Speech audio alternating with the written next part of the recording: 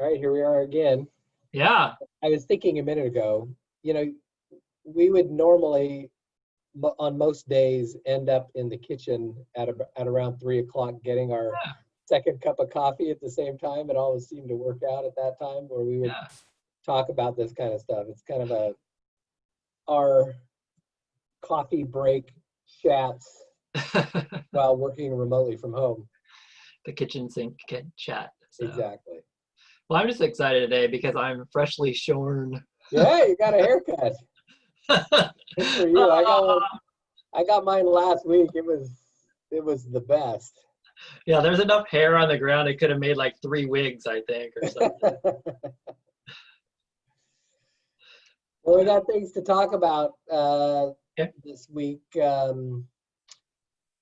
First thing is, I can't believe it, but it's just a little bit less than a month before the July 15th deadline. So I'm starting to feel a lot of kind of the same kind of pressure we usually would feel in May and April to get things done here. So it's going to be a busy few weeks here ahead of us. Yeah, for sure. Cranking out stuff. So one thing I wanted to kind of clarify was we talked about last week, and we sent out an email about the change under the PPP Flexibility Act that allows recipients of PPP funds to spend now only 60% instead of 75% of their funds on payroll. Yeah. But what we thought that came with that was this inability to take a reduced forgiveness amount if you don't spend that 60%. We thought it was a cliff. In fact, I think we talked about that last week. Mm-hmm. We communicated that in a newsletter. But they came out right away. I guess I haven't read the wording of the law in detail myself yet. I'm sure you have, but just kidding. But apparently the wording was confusing and ambiguous, and like the next day, Secretary Mnuchin and some senior executive at the SBA came out and said, no, you can take partial forgiveness if you don't meet that 60% threshold. So there's some clarity on that rule now. Yeah, that's good. That's good. Yeah. So we're probably going to need to send a updated newsletter out to all our clients so they get that corrected info. And I heard from a couple of clients too, obviously you can do the 8 weeks or you can do the 24 weeks. And I think there's going to be some discussions, I think, with clients of whether they want to do one or the other. Like, especially if say they kept everybody on for 8 weeks and then after those 8 weeks, they started laying some people off, they ran out of funds or whatever.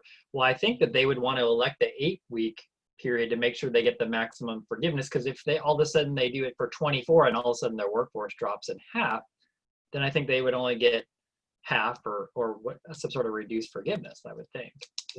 Yep.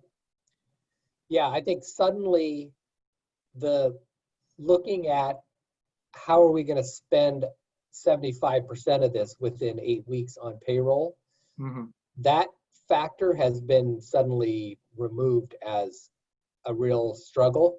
And now it's this full-time equivalent thing, and the timing of that 8 week versus 24 week. So I think I've mentioned this before, but I've got this client that's seasonal. Yeah. They have teachers basically. It's not a school, but it's kind of like that. And their head count goes way down in the summertime. Right. So their election on that 8 week and the 24 week period really makes a difference when it comes to meeting the full-time equivalent threshold. Yeah. Yeah, depending upon the time of year, it would have been better if COVID would have happened for them in September. Yeah. Interesting. I think one thing, I don't know if you're ready to move on, one thing that we've been kind of looking at, and I've had a lot of clients call me back on is, hey, I'm not getting my refund, and typically IRS has said, you electronically file, we'll get your money out to you in 21 days. And that's pretty standard. It seems like over the air, you e-file, you get it way faster than you do if you paper file. Yeah.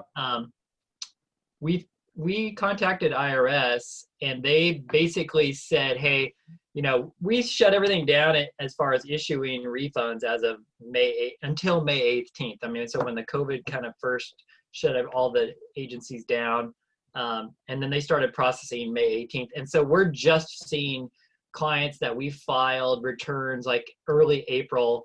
They told me yesterday, hey, I got my refund. Both of them just got their refund. And so if you filed after April 8th, get in line because your refund is probably coming sometime after that, but that's why. So Yeah.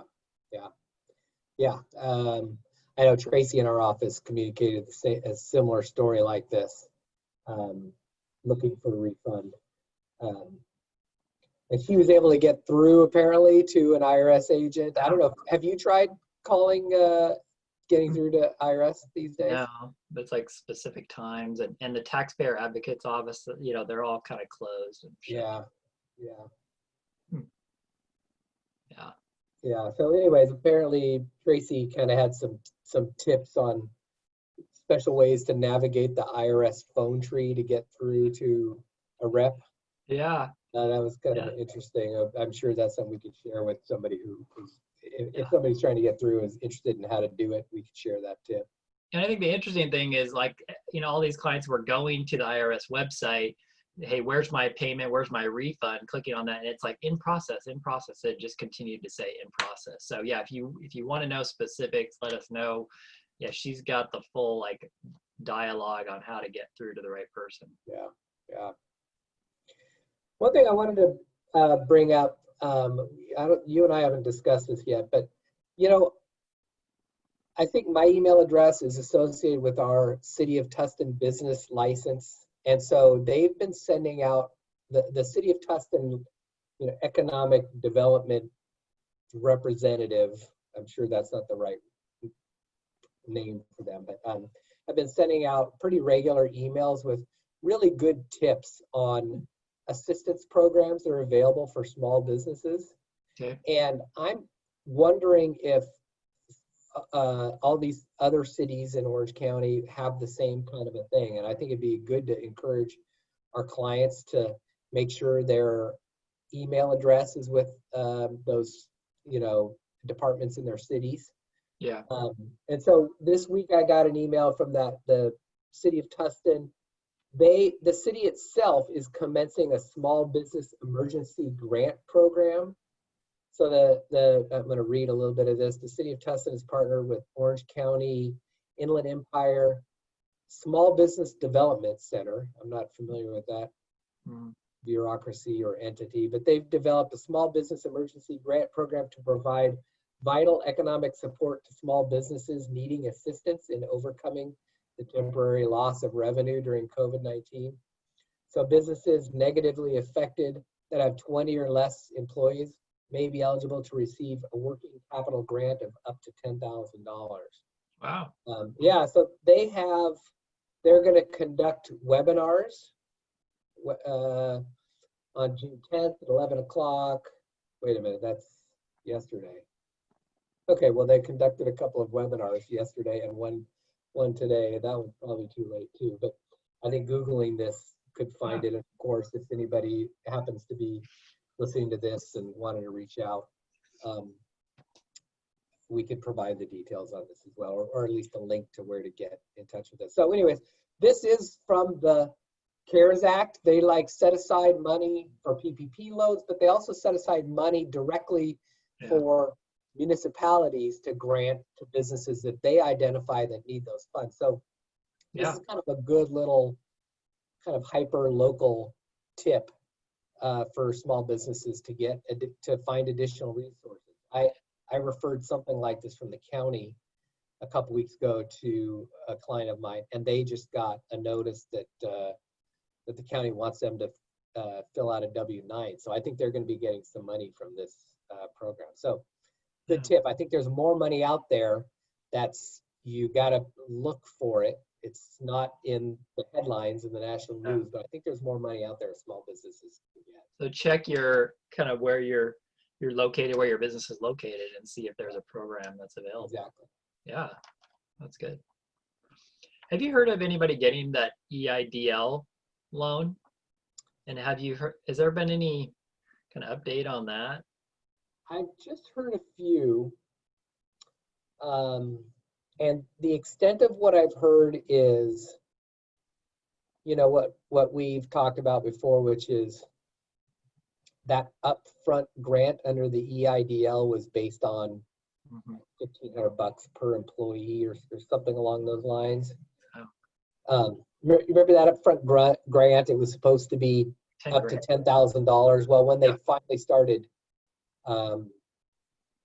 sending that out, it turned out it was based on the number of employees you had. And it was like $1,000 an employee or $1,500 an employee. Okay. I have not heard much else after that. I'm Yeah. sure the banks are working with their, at least their clients who got PPP loans to roll those EIDLs into it. Because the PPP application did ask you if you got an EIDL loan. Right.